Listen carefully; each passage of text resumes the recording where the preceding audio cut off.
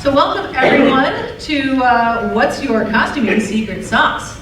My name is Dana Baird, I'll be your moderator today. And what we'll just start with is each person will introduce ourselves, kind of talk real quick about what our area of expertise is, kind of what our background is, and then we can kind of go from there.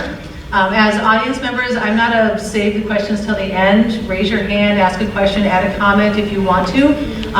What I usually do is I will actually make eye contact with you so that you know I see you. And then you don't have to keep your hand up the whole time. And I'll get to you as soon as I can. I always do favor panelists over audience members, so if we're asking a question, I'll go to the panel first, and then we'll kind of rotate around like that.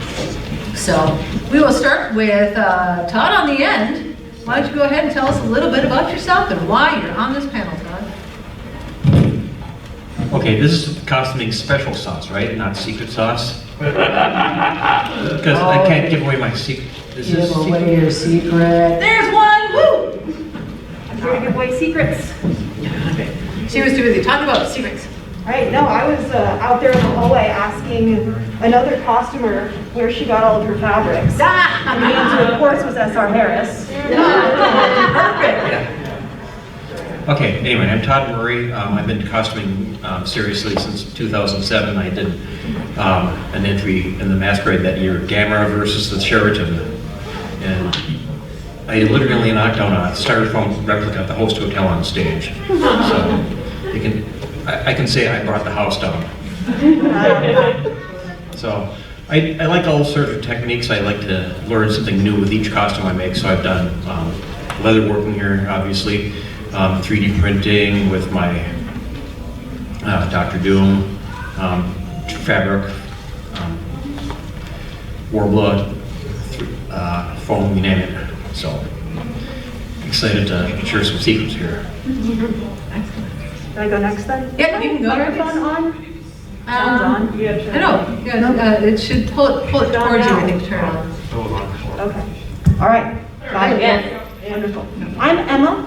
I have been cosplaying for 9 years now, and I've been trying to expand my repertoire for basically those whole 9 years. I've mostly focused on sewing and wig styling, but I've been trying to get into leatherwork, and I've been trying to get into 3D printing, and trying to get into a whole bunch of other things. Because cosplay, you really need a wide skill set for a lot of these characters that you want to do. So it's been a wonderful learning experience, and I'm excited for more. Hello, I'm Michael Wilson, or Knightmage. I've been cosplaying since 2012, and expertise. Our areas of interest. I don't know, I'm kind of a jack of all trades, so yeah, I kind of dabble a little bit of everything. I wouldn't say I'm an expert in anything, but I'm well versed in everything. Excellent. And my name is Dana Baird. I am the old lady of the panel. I've been sewing since 1986. Professionally off and on for that whole time. I ran the costume shop out of the Minnesota Renaissance Festival for several years. My background is in studio art and art history. And I saw this panel because I actually have been teaching people to sew and doing kind of project-based teaching. And so I discovered that when I saw this panel description, I thought, I need to be part of this because I love sharing as many tips and tricks as I can. I want to share all the secrets so you all can make your own costumes and we can take over the world. I'm going to hold back a secret too so it can stay competitive. All right, so I'm gonna read the panel description and we'll start with that as our launching point and then we'll go from there. So what tips and tricks have you evolved to make your cosplay work better for you? What things do experienced customers know that newbies have to learn the hard way? And what is your one, well, they say weird trick. I'm not sure how weird I want y'all to get. So we'll just kind of stick with successful tricks on that. So I think we should start with that, experienced customers, what we know that newbies don't. So let's start with what basics do you wish that somebody had told you about when you were working? Or what basics do you, if somebody says, I want to make a costume, what basics do you like to start with for people? I think basics is actually just the thought process of how to put it together. So a lot of times, a lot of people will, say, I want to make this one costume, I want to be this one character, and they get hung up on actually, being as accurate as they can to that character. To me, that's not really what cosplay is 100% about. To me, cosplay is literally your fan art of this character. So there's no wrong way to make that character. How come someone, how come you can't be Bane on the bridge number 948, right? It's literally your interpretation of what that character looks like. So really just kind of thinking outside the box and saying, okay, I love this art, I love that art, I love that toy, I love this interpretation. Let me just mix it all together and see what I come up with that I like. I really like that. And I would go one step further and saying how to break down a cosplay into parts and into manageable bites. Because sometimes you have that vision, I want this and I want this and I want this, but how to break it into manageable pieces to put it all together, Very, very smart. And we're going to interrupt our program for just a moment. I'm going to get to you next time, but first, Wonder Woman has entered the building. Ooh. So we're going to have you introduce yourself. We just said a little bit about our areas of expertise, what interests us in the panel. And then I think, Todd, you were going to answer. Right now we're talking about what are the basics that we wish people had told us about. Okay. Yeah, so if you want to introduce yourself, think on it while Todd talks, and we'll jump back to you. Thank you. Parking the invisible jet is such a hassle in Minneapolis. It's just not built for this. I mean, Gotham is so much easier. My name is Amáda Márquez, Simula, and I have been cosplaying since 1999. It was my first parade that I was in as Wonder Woman. This is my 4th Wonder Woman. I'm saying 24 years my body has changed. And what I wish I had known was that it wasn't so scary to work with knits. I was very afraid to work with knits. How do I do that? And just body changing and just being comfortable. I wish I had learned to start with knits. I wish someone had told me you need a ballpoint needle for knits. There you go. That one was a big fight with one of my Miku cosplays. I just went through the whole thing, was catching threads left and right, I was skipping stitches, and then I found a YouTube video that said ballpoint needle for stretch fabric, and it was a game changer. Someone told me that. And then Todd, what were you going to say on that? Well, you touched on something that is, I don't know if it's exactly the point, but you kind of touched on the project management part that I wanted to speak to in that. I look at costume making as kind of a project management where you have to, if you're going to make a Black Dragon outfit like this, you have to break it down into the steps like making the helmet, the wings and the tail, the legs, and then there's some purchase parts and all that. So I kind of take that from my software engineering career, the project management piece of it. I was really excited to see you mention that in our pre-panel email because I did an entire panel at Detour and I see some familiar faces from that panel. I called it How to Cosplay Like an Engineer because I approach cosplay the same way. It's like an engineering project in many ways. Yeah. But yes, project management is very important. That's interesting. I mean, generally, most of you know CONvergence was always 4th of July weekend, but then when we moved to this hotel, it kind of got off on different dates, but it's always been 4th of July weekend. Yet, the week before the convention, I am sewing as if I don't know when it's going to happen. Literally at 3 o'clock yesterday, I was sewing the belt on this while I'm trying to load out to come here. So I wish I had that sort of project management. I do a lot of work that way, but not costuming for some reason. That's because it's a hobby. That's true. It's a little less stressful when you work on a project management standpoint. Absolutely. And remember, as you're making these plans for your costumes, that every estimate you have, double it.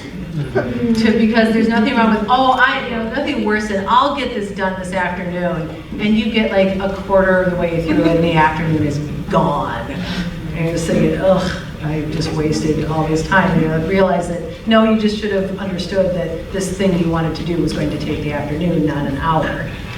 I was going to touch on that, the project management stuff.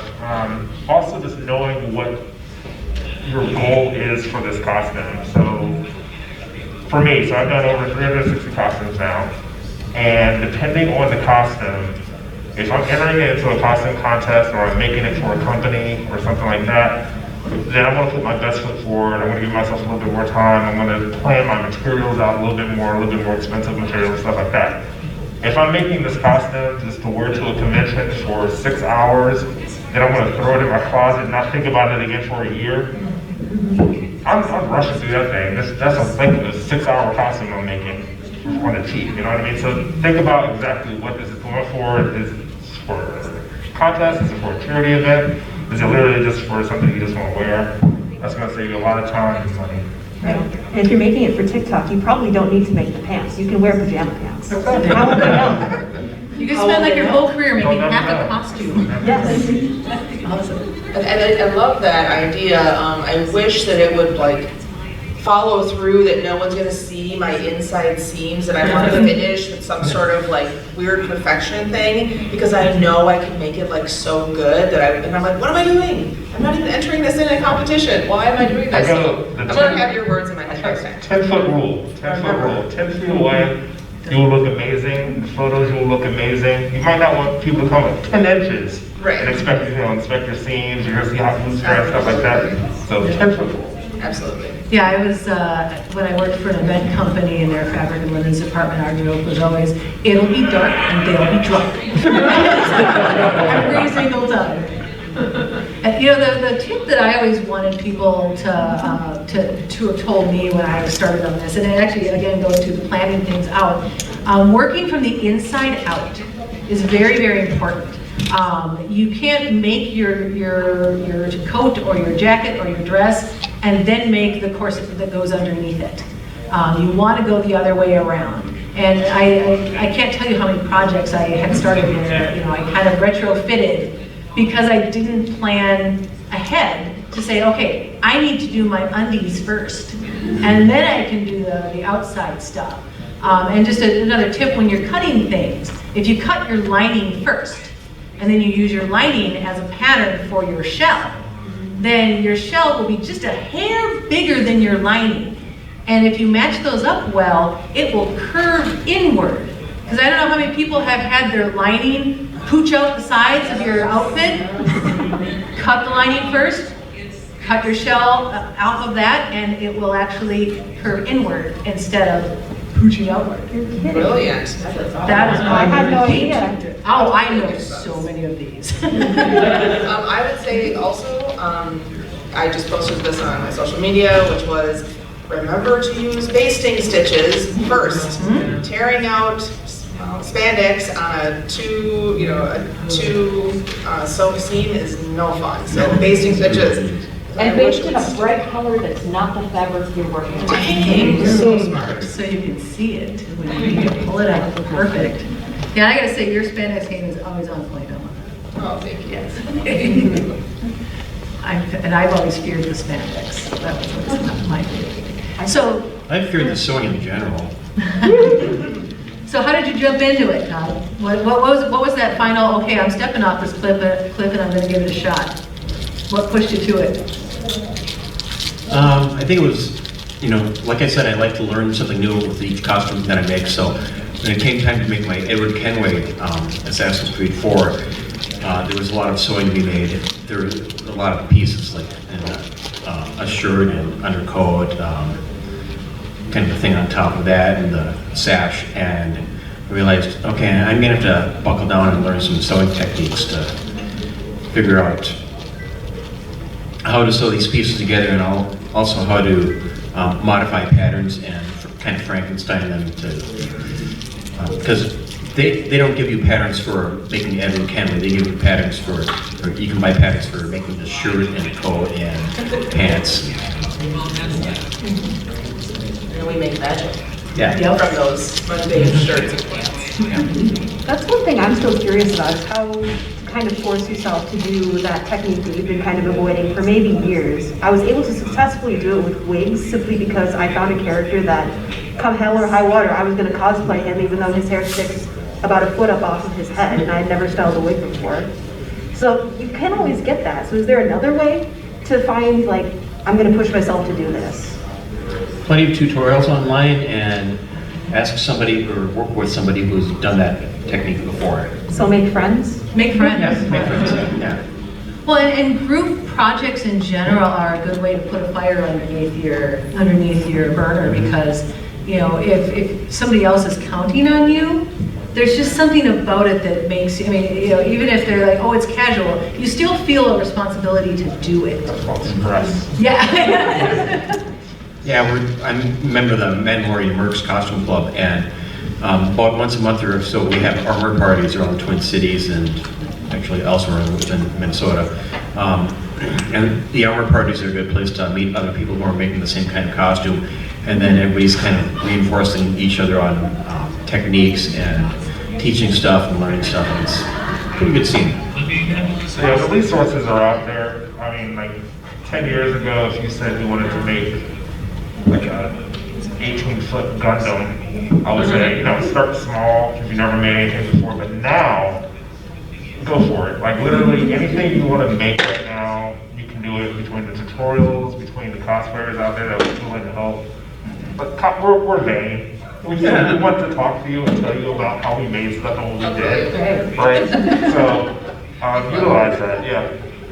I would say too, so I made my husband a Han Solo costume. He wanted to have one his whole life, basically. And so I was looking into all the pieces, and so I made the pants, and they're like on point, like there's a round seam behind the buttocks, like a racing pant, and they turned out so good. I'm so proud of them. And the shirt turned out great, so proud of it. And then we did the vest, right? Is it the vest? We did the vest. And I was like, all right, there's a bazillion pockets on it. And then just found it on eBay for $50. And I was like, I would make it exactly the same. Like I would have the same twill cotton fabric.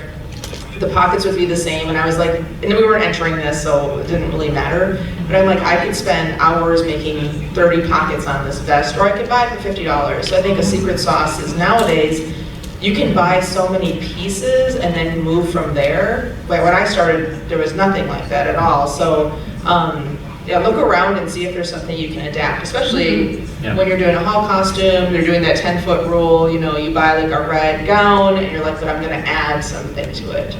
Yeah, don't be afraid to buy pieces. Don't be afraid, yeah. Even like costuming shops, like literally Spirit Halloween, the quality of their costumes now are way superior than it was just even 5 years ago. So there's nothing wrong with buying a costume and then adding more pieces over time as you build your skill sets. And then Exactly. Related to that. The secret Hellfire sauce- shirt. Oh, I was gonna say thrift stores have been a lifesaver since I started cosplaying. And even better, getting a group of friends, hitting every thrift store in the area, and you'll have a list of, I'm looking for this, and you can help each other look for those pieces. I've used that before, and that's been really effective. Crowdsourced thrift stores. Yeah, I do that too. I actually have a list on my phone of running things that I want to get and I look at in thrift stores. And I do still work. And whenever I go to a thrift store and I find a curtain that has vertical stripes, yoink! Because still covers are vertical stripes, we love those. So yeah, I just kind of keep a running list of what I need. And especially if you, again, go back to planning ahead. If you plan ahead for something, I went to a costume con in San Diego, and the best in show performance was a Rococo punk Alice in Wonderland. I was just telling a little friend of mine about this, that the Queen of Hearts came out in a Rococo pannier dress. She flung back the overskirt, and her panniers were cages with heads of the Disney princesses inside. And that group spent like 4 years just hitting thrift stores and getting those little makeup Barbie things, those little makeup heads that we used to have growing up. And they just, every time they'd find one, they would grab it, and eventually they had enough to create Disney princesses out of it. Wow. So yeah, if you kind of have a project in mind and you need to find something weird, you can find it in a thrift store. If you have the patience. Again, yeah, thinking outside the box. So when I shop for things, typically I won't shop for exactly what I need. I shop for shapes. Yes. You know, you can always cut something, repaint something, modify something. That spaghetti strainer might be used for something else, you know? So always just kind of look at it, like look at something, pick it up, look at different angles, just really think outside the box and how you can modify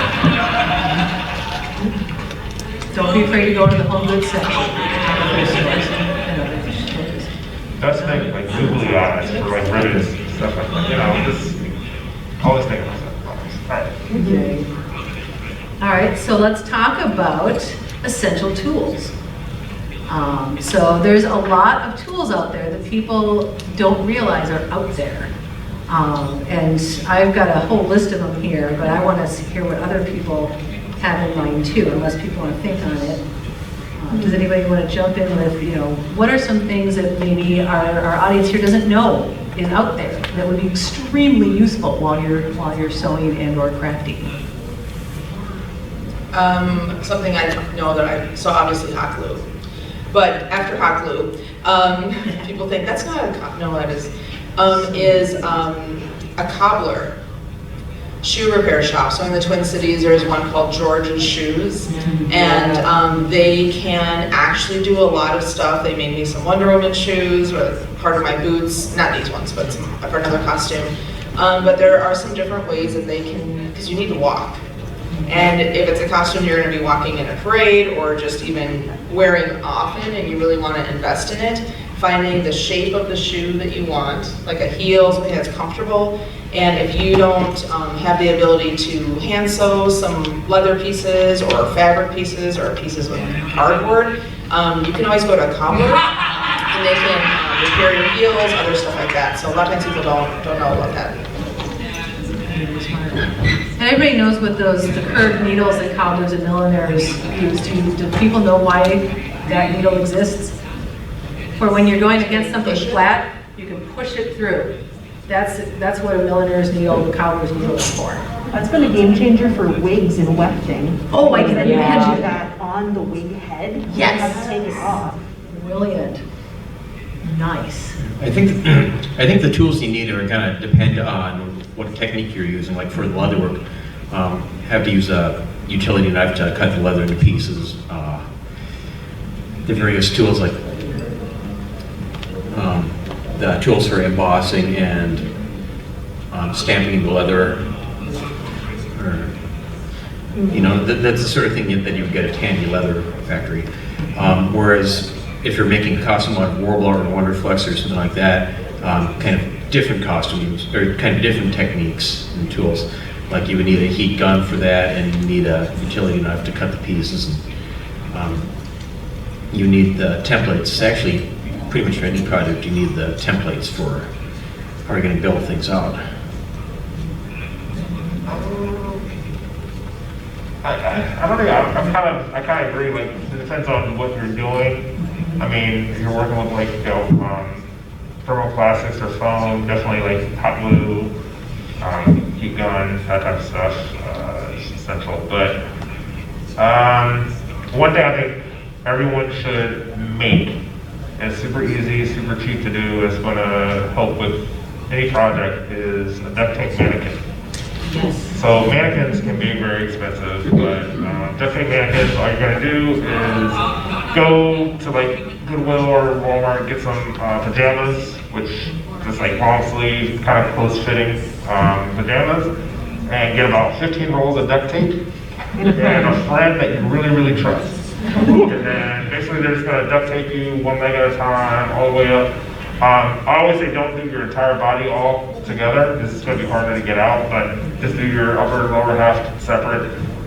Cut up the seam, you're going to slide out, and then you can seal that back up, and then you can fill it with packing peanuts, you can fill it with garbage bags, you can fill it with expanding foam, you can make a PVC type skeleton. But anyway, now you have a body mannequin of your shape. So you can use it for dress patterns, for clothing, for armor patterns. I put bodysuits on mine so that I can airbrush the muscle definition. Not that I need to do that. But so now, when I put it on and someone else puts it on, the muscles are going to sit right because it's tailor-made to me. So, yeah, duct tape mannequin is. That one's almost a requirement if you're doing a fursuit. I had a friend, and you also need a full afternoon for this. I had a friend who needed to be wrapped for a fursuit, and we got through the entirety of the season of Good Omens in that one. So have something to watch while they're just standing in your living room. Yeah, you can't really have a dance party while you're being fitted up for your duct tape mannequin. I would say from sewing, one of the game changers for me was glass head pins. So if you pick up glass head pins instead of plastic pins, if you have something like you're pleating something, right? How many people hate pleats? So if you take upholstery thread, you mark your pleats 1 inch at a time, and then you do a running stitch with the upholstery thread. Pull it tight, wrap it around 2 pins on your cutting board, and then you now have an accordion that you can now pleat on your ironing board. And then as you pleat, pin each one to the ironing board with your glass head pins, and then take your iron and just run it over the whole dang thing. Because glass head pins do not melt, and you can just pin it down and iron. So anytime you need to pin something strategically, you can pin it to your ironing board with the glass head pin, and you can press it with the iron, and now you've got a really good press. And then you can just kind of pull the pin out and just stick it back in to then run it over to your machine. So glass head pins for anybody who has to do any kind of pleating work. Fabulous. I see a hand up there. Yes? I thought of a suggestion that I learned last year, investing in sewing needles specifically for leather, Yes. so that you can sew through Eva foam. Oh, yes. Like, I put like fabric on top of Eva foam, and doing it with regular needles is a struggle. It's like the leather needle just like punches right through it. Perfect. For anyone who didn't hear that, leather needles work for Eva foam. And you have a hand up in the front there. Yes. Do you ever do patterns in paper bags or cheap cloth first, rather before you to get it to actually fit right, before you start going to the good cloth? Yep, absolutely. Yes. Several times. So always do your pattern in Old sheet. the old sheet, or just duct tape, or whatever it is, but yeah, I'll always get everything. Actually start cutting into your fabric you're going to use. Yep. Yeah, if you hear people talking about a muslin, Yep. that's the fabric that they use for making a pattern.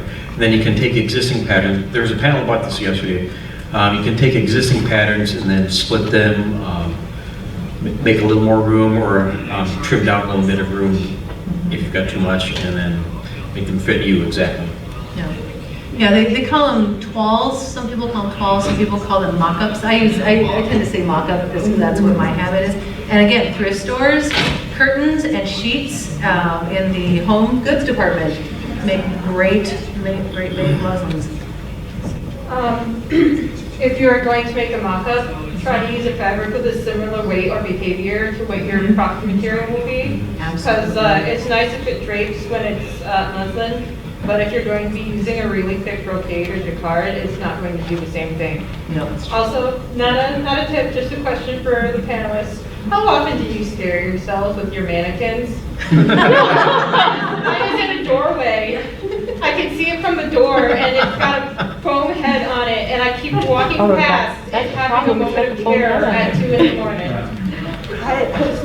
Something that you mentioned about brocades and stuff just reminded me that how many people here have, and if you haven't yet, maybe this will help you to never have it.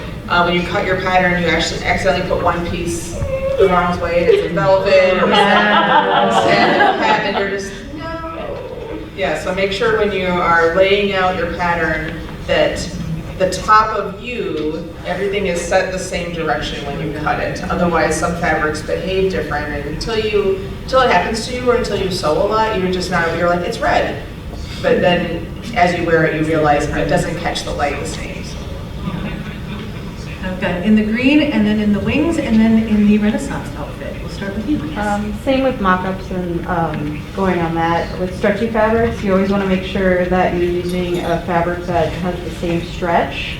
So like a jersey net and a ponte net are going to stretch completely differently. So if you're doing a really tight, say in cat suit, you could have something, and also making sure that two-way and four-way stretch, so you don't make a mock-up out of a two-way or a four-way stretch, and then the final is a two-way stretch, and then it doesn't stretch properly. So that can be really important with stretching fabrics. I think you could speak to that too. Any other good spandex knit tricks? Make sure you have ways to use the bathroom. Yeah. I guess in every costume, but. That comes with planning. Going Yes, back with to the how planning. long are you going to be in this cosplay? If it's just a couple hours, maybe you can completely entrap yourself in it. But if you're going for a full con day, you need to eat and use the bathroom and walk around. That's it. You don't have to. We try to generally a have good a idea. healthness attitude of drinking water. That's signs are everywhere, Yes. so. Very true. That'll be good. Yeah, I'm not sure if I want to know all the details of your approach.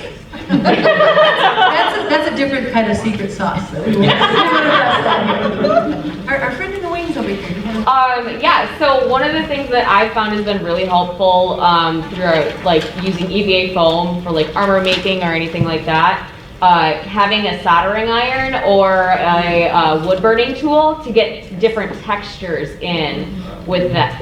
You can get like a nice wood grain texture if you use like a wood burner or a soldering iron and just run it along. Yeah, we have an EVA foam building panel on Sunday, is that Sunday 11 now? Yeah. All right, and that panel. That's our lovely Renaissance. Well, one of the things that I have a lot of trouble with is I hate approaching anything that's like silk because it's so slippery and you're so worried about how it's going to work. One, I've discovered that on some fabrics you can actually tape the pattern right to the fabric, and then you can. There's no pins, there's no extra stuff, and it's strangely enough some of the tape stays on the fabric with the pattern after you cut it sometimes, so it makes it a little bit easier.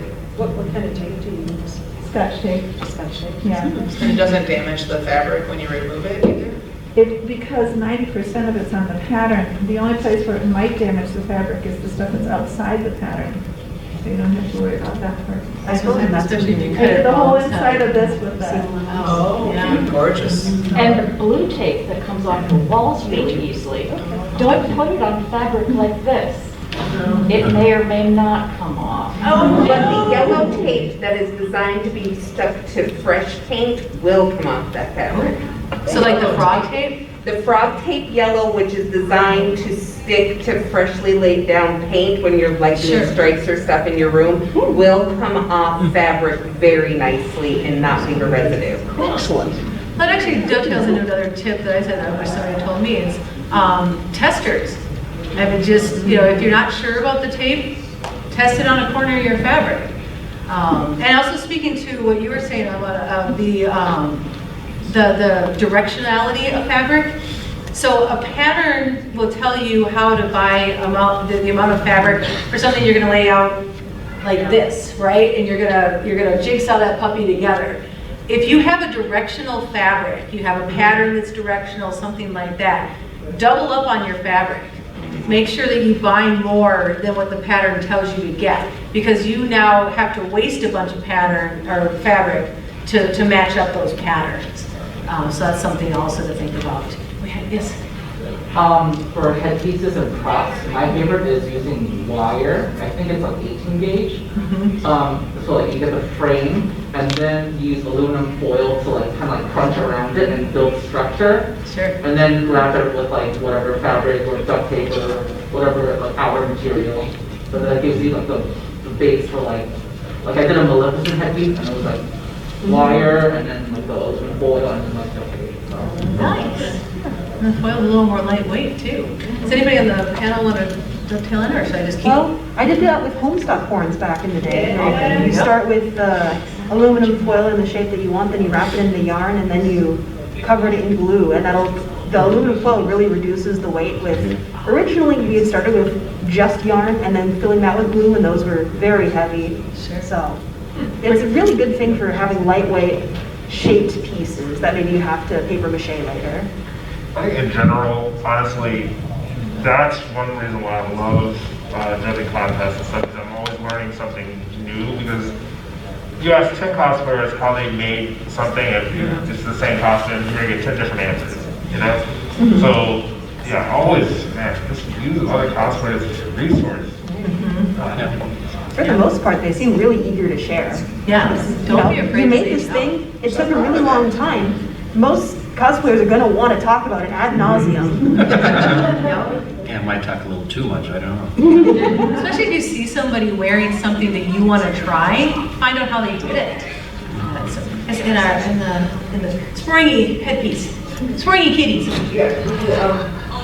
Another testing thing you really need to do, if you are joining a stretch fabric to a non-stretch. So like I did a satin bodice, but with velour sleeves for bride expression. Has the interface between the two fabrics, run it on your sewing machine at different levels of stretching against the non-stretch fabric, and figure out which one looks the best before you actually do it. And in case nobody knows, it's pre-wash, pre-wash, pre-wash. All the things. Have any of y'all worked with electronic components of any kind, whether that is motors or joints or, lights? Yeah, I And have. what do y'all have to say about that? Lights are hard. Right, tips for the motors, tips for the electronics.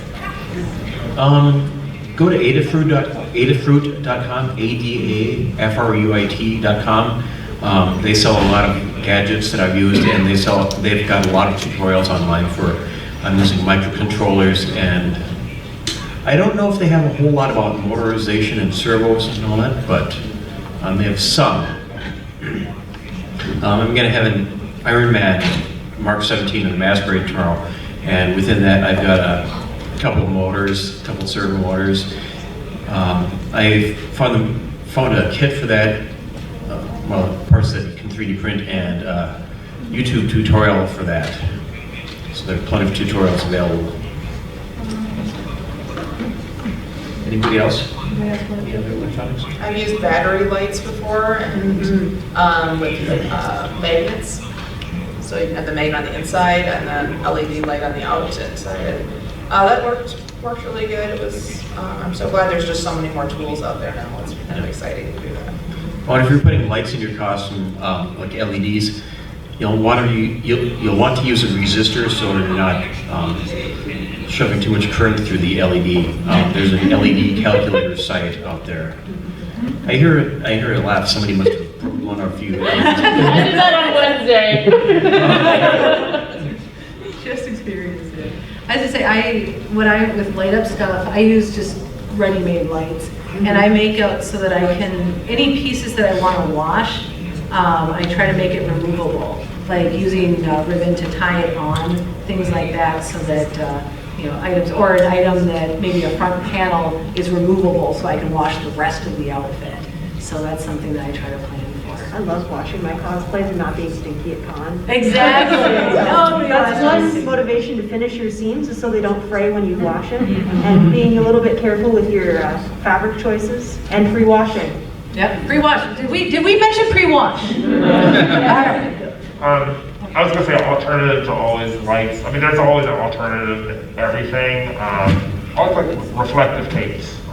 The way you paint things, different highlighting techniques, and depending on like the photo and lighting you're in, it's gonna look like something's glowing or so forth. So. Jewels, I use a lot of jewels. One of my favorite secret sauce things would be also like trims and adding on stuff that just sort of gives it this sort of posh appearance. But meanwhile, you're like, I'm actually hiding some glue. But it really does help because costumes are all about theatrical. And generally, we're not looking for normal clothing. I think, let's say like Belle's costume. I think I saw someone walk in here with it. The country maiden, her blue apron with the white dress or whatever. That one is very just simple, but you could also kind of make it pop a little bit with a bit of blue trim on there, and that makes it kind of have that extra. When you're talking about glowing or something like that, if you wanted it to make it a little extra. That goes back a little bit to what Knightmage was saying about thinking outside of the box, and it doesn't have to be exactly like what you see in the movie or TV show or comic or whatever. You can add these extra little details. Yeah, details and another piece of the secret sauce. People will come up and look at the dragon detail and say, "Oh, I love the eyebrows here," or I love the horns, or some piece of these gauntlets. Have a lot of detail in your costume, and then people will just go, "Wow, look at this." Powerful rituals. And the blue hat. Are usually when I work with EVA, I use contact cement, because it's probably the strongest, fastest bond you're gonna get, and you don't have to sit there and hold it, as long as you wait for it to not be really tacky. The problem is once you've glued your EVA together with contact cement, if you've screwed it up in some way, it's really hard to get apart, but there's a trick. You get whatever the active ingredient in your contact cement, for like, most of it's like toluene or MEK, and you just get a Q-tip or a paintbrush, and a little cup of it, and a really well-ventilated area, and you just kind of paint it along your seam, and slowly it'll like release and float apart. The other problem is it will probably also remove any registration marks, so find another way to work it out.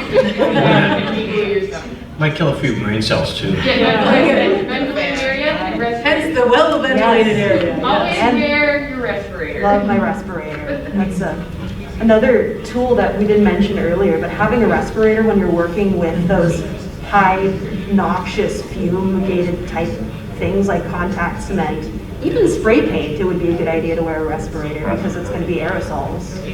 Yeah, I've got a respirator for that, and I've got one of those, I've got a little tent set up, and I've got a vent fan in the back that vents out through a window to my backyard, so when I'm spraying, that vent fan kind of sucks up the extra particulate matter and solvents and vents them onto the outside. It's like a dryer vent. The neighbor's like, oh, Todd's making something again. Resin as well, you should be doing in a ventilated area, open a window, wear a respirator. Resin has been getting really popular lately. I don't know that a lot of people know you should wear a respirator. E6000 too. E6000 is great for craft, but yeah, you gotta have well ventilated. I saw you over here, and then I saw you over there. So we'll start to do it, and then we'll go to you. I was wondering if there was some sort of fix-it-all that you would say no to, like E6000. Some people are like, E6000 forever, and people are like, that's crap, go and use X. So is there something that's burned you when you've used it and you thought this is going to be the magic key and it wasn't? Hot glue. Literally. Sometimes, yes. Half the law. It does not work. Sometimes it melts in hot temperatures as well. So we don't have that problem as much in Minnesota, but like southern conventions, Texas, where it can get over 100 degrees, that's not going to hold. Your costume is going to kind of melt apart. Or I found that if I'm sweating and it's up against the surface with hot glue, that the hot glue will just kind of fall off of that. For me, spirit gum. I despise spirit gum. I just use eyelash glue these days, and it works Right, pretty well. yeah, for, like, I'm liquid latex, or Prozade, but spirit, like, if I'm doing like an emergency kit, eyelash glue, after the spirit gum, I despise spray check. I'm not gonna lie. Every time I've tried to ever use spray check, it leaves that stupid film on the edges, and I'm just like, you know what? I got my lighter. I'm just gonna burn it, or I'm gonna surge it. One or the other. In regards to resin printing, the biggest thing is as one, like I do YouTube or TikTok channel with resin printing, and the one thing that I would stress the most is your equipment or your gear, and respirator obviously, because like even I have a bin with all my resins, and as soon as that comes off, like it's just noxious, and like I will never touch it unless I have like not like your latex gloves, like I have like proper good cleaning gloves, because like at one point I was just cleaning off one of my prints, and what I didn't realize was that a drop, just a little drop, fell onto my finger, and I'm like cleaning, and all of a sudden, oh, my finger's stinging a little bit, and I look and it was there, so I wiped it off real quick, and within seconds it had already chewed through like 1 or 2 layers of skin. So I don't remember why. I just had like one glove on, so I never did that again. Yeah, and right now with my new place, I don't really have a good spot for it. So when I am running it, it is in my room, but I'm always ventilating that, and I'm never in my room when I'm running it. So it's usually like when I'm not home, because if you don't have a way of venting those fumes, like it can really, really like really noxious up your house. So, or wherever you're at. So like, yeah, it's respirator, always, safety glasses, because you will go blind if you get in your eye. Like, it's just gonna happen. And then, gloves. Resin, not for the faint of heart. So have over here and then in the very back again. One thing with foam, one of the really good advice that I got while doing cosplay, especially adding dimension. It depends on your machine, but a lot of times you can actually put a layer of foam, like a trim, like say like you have a costume with a lot of like gold trim, you can put a layer of foam under it and then it adds that dimension that a lot of them have. And that can really up your costume. You have to test it with your machine, but you can even use the really thin stuff and it like elevates it to make it a little bit more. Yeah, and quilting fabric too, the pre-quilted baby blanket stuff works well for that too. Never underestimate the importance of Velcro for making things removable. Whether it's the bracelets of submission or the, this one's elastic, but to avoid tangling with the crutches or having a problem with washing your hands in the restroom, because not only got to, Velcro. A lot of that is learning by experience. You go to a con and you say, this is just not workable. I'm having a terrible time because I can't wash my hands. And I found writing that down after a con, every con I go on my Instagram story and I rate all of my cosplays and I say, here's what I want to fix for next time, because I know I'm going to forget because it's going to be another year before the convention. So I go back and I look at the Instagram story of everything I said I was going to fix. And I do my best to fix it, and then the next year is better. Yeah, I have a running list on my phone for each one of my costumes and what broke the last time I had it on. Take all the notes. I don't think I've ever had a costume that I have worn, taken off, and said, that was great.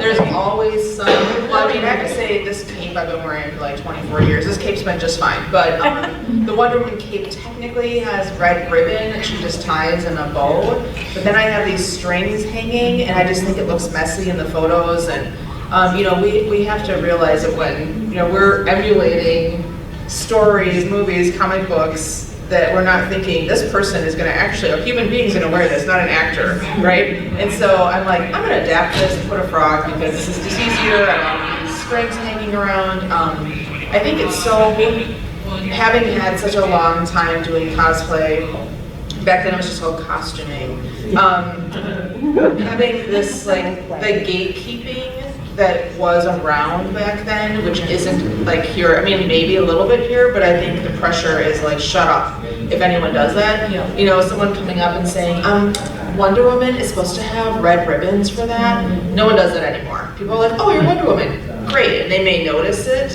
or they may say, oh, I see you didn't do this, that's, they might talk about it, but the gatekeeping of, there's supposed to be 6 stars and that kind of stuff is fallen on the wayside, and I'm so glad. It's so much better this way. Adapted for you, like you were saying, like with the, with your eyebrows and the dragon, like adapt things the way that you want it to be. It's your costume. You can improve it. Brilliant, I love that. And we had in the back of the, yes. What was the a tip that you had that when you first did it, it didn't sound like it should have worked, and then like what are your go-tos now? Or do you have one? So, has anybody seen the video, you're using your seam ripper wrong? Yeah. No. That's how you're supposed to use it. So this changed my life, what I saw. So, I mean, I knew, so everybody, when you think of your seam ripper, you think you push the point in and you seam rip, and then you catch your fabric and you got a hole and it's all, so when you start it with the point and you get a little bit of opening in that seam, right? The ball on the other side is meant to be what you lead with. And so it's actually meant so that it won't go through your fabric. So once you get a little point started, you've got your whole thing, you started this way, and you take that ball point and you just slide it right along the seam. And boom, and now you can't just go zoop and it's done. But you just work your way down it on a nice flat surface, and you run the ball side through the seam instead, and it won't poke through your fabric. You're welcome. Beyond that, I've heard, especially from the furry community, taking a razor because they have the guards on there, and going through on your seam because it'll get the threads, but it won't necessarily get your fabric. And that sounds super scary to me, but it works. Yeah. Anyone else?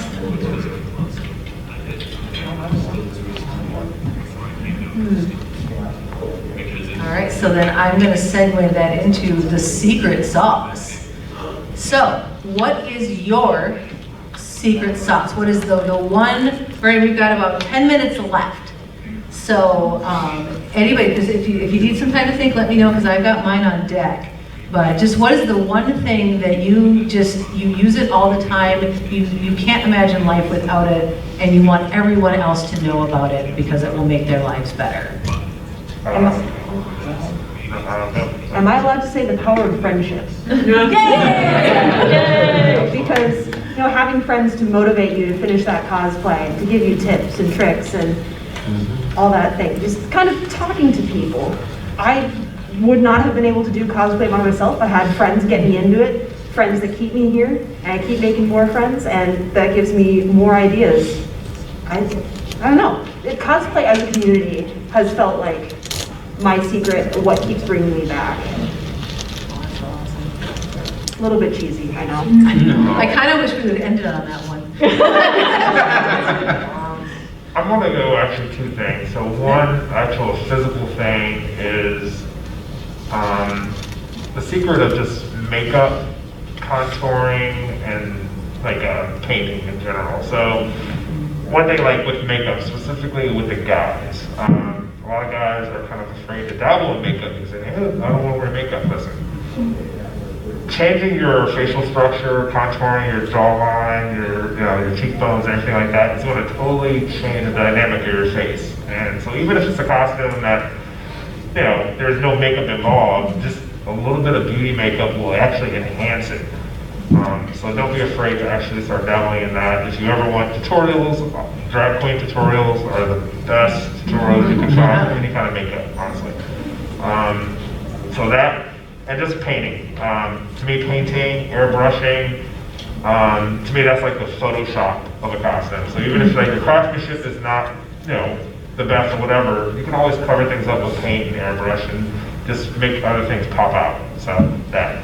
Now the mental aspect is, to me, it's the playing the cosplay. It's just actually embodying the character. If you can find a way to just look at yourself in the mirror as that character and just truly imagine yourself as that character.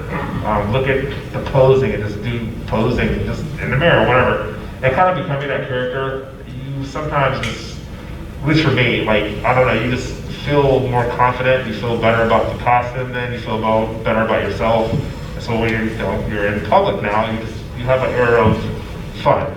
And people can see that. If people see that you're enjoying yourself as that character in that costume, then it's going to translate, and the energy just translates better, Yeah, kind of add to that, interacting as that character, before I came up here, I was on the 4th floor next to the Minecraft blocks and with my bag, and some kids were kind of attacking with their Minecraft blocks and saying, I've got a sword here, I've got a metal axe, and I'm attacking them. Like,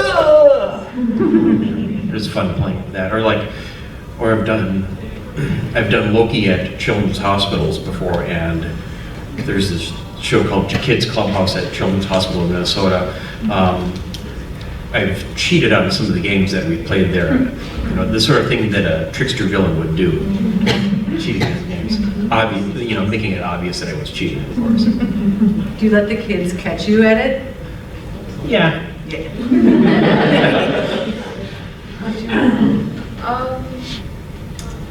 I don't even know. I'm just enjoying everyone's story so much. I was really kind of caught up in it. I say, so I love trimming things, like you were saying trim. I mean, trim makes a huge difference, and just a little bit can go a long way. And I have a trim addiction. And one of the things that I learned from back in the 90s is Wonder Under and Stitch Witchery. Basically glue for your fabric. So if you have any kind of applique, you can use. My eagle is all. There you go, Wonder Under. So I assume you put it on there, you ironed it down, then you just iron that right to the thing before you sewed it, right? Yeah, you can actually, so you can iron on, so for this one, I use this gold fabric. You can iron it on the Wonder Under. You can trace and cut it out in the shape, peel it off, and then stick it where you want it, and then you iron it again, and then it re-glues to the next thing. It's fantastic. The only thing to think of is that you will have edges that you may need to stitch down. I stitched around this, and then I'm going to use like a paint to kind of cover it, just kind of hold those seams down a little bit, and that becomes trim. Yeah, Basically, it's awesome. glue is trim, or paint is trim. Yeah, because if you use Wonder Under or the Stitch Witchery, which is just like the little roll of thin stuff, you don't have to worry about basting as much. So basting I think with knits you should be basting for sure. But yeah, any of the woven fabrics that don't move around much. I did 3 motleys actually, and every single one of them I used Stitch Witchery to put all my trim in place and make lattices. And you can just, it opens up so many options for what you can put on. And then if you have 2 weird fabrics, we were talking about working with silks. If you want to make a bodice out of silk, Wonder Under or Shape Flex is the other one. Shape Flex is cotton interfacing that's ironed on. So if you have a linen or a cotton or a silk or natural fiber, use Shape Flex, and then that will hold it nice and stable so that you can get it into place and sew it down where you need it to be. Oh, we have our TARDIS in the back. Just a suggestion on trim. If you're using metallic trim like silver and it's really bright, but you're looking for something that looks more real as opposed to plastic, if you overdye it in black, it gives it this look of tarnish that makes it look more like a metallic trim. Nice. Yeah, you can just brush on a little bit. Yeah. I learned how to make bodices from the Costumer's Handbook. It's really great because it allows you to take measurements of anyone and just make the bodice on a piece of paper. But then you can make it over and over and over as many times as you need to. The Costumer's Handbook. All right, we got a couple more seconds. Does anybody have any questions? Yes? If you're doing anything with fake fur, do not cut it with scissors. Take a razor and drag it with pressure across the inside and then pull it apart gently. If you cut it, you will cut the fur that's sticking out. It's like worse than velvet. If you do it this way, you're cutting the connective tissue, allowing the fur to stay fluffy. This is the most gorgeous audience I've ever seen. Can I take a quick video for my TikTok? I was going to ask a question. Is everybody's good with being in a TikTok video? Excellent. You are now, so some people in our wearing masks, so no one will know, but yeah. Oh, I like it. We got evil laughs going on. All right, so who wants to do a TikTok? I think everybody should practice their evil laugh on someone's TikTok. Oh, yes, I am actually also on the CONvergence social media. So I just started yesterday. I'm the subhead for TikTok. So if you guys would like to be on the official CONvergence TikTok, practice your evil laugh now. Let me get that pulled up. All right. Anybody else have any plugs for where you'll be next, where people can find you, what kind of things you can find on? Yeah, I'll share something. So tonight is the I'm Latina. My dad's from Mexico, and CONvergence, we now have a BIPOC community group on Facebook, and we are having our first BIPOC mixer tonight at 5:30, I believe. And so, it's so good to see that, to see all the support, and just over the last few years, really seeing this like wonderful bloom of people of color that have, of course, always been a part of the geek community, but may have not felt as comfortable just coming into CONvergence over the years and having a sort of a space that's just sort of built for the community, and seeing the support from people who aren't in the BIPOC community saying, yeah, we can understand why people would like to have their own community for a moment. So really appreciate the rest of the community supporting the group, and so if you're interested, please come to that event tonight. And then I have a panel tonight called Race and Cosplay. meet and greet at 5 o'clock. So come to that, come talk, grab a friend. I'm also raising money for the GPS here at CONvergence. And then after that, I will be at the meetup. All right, so in conclusion, everybody, as customers, we will rule the world one day. So let's get our evil laugh on. All right,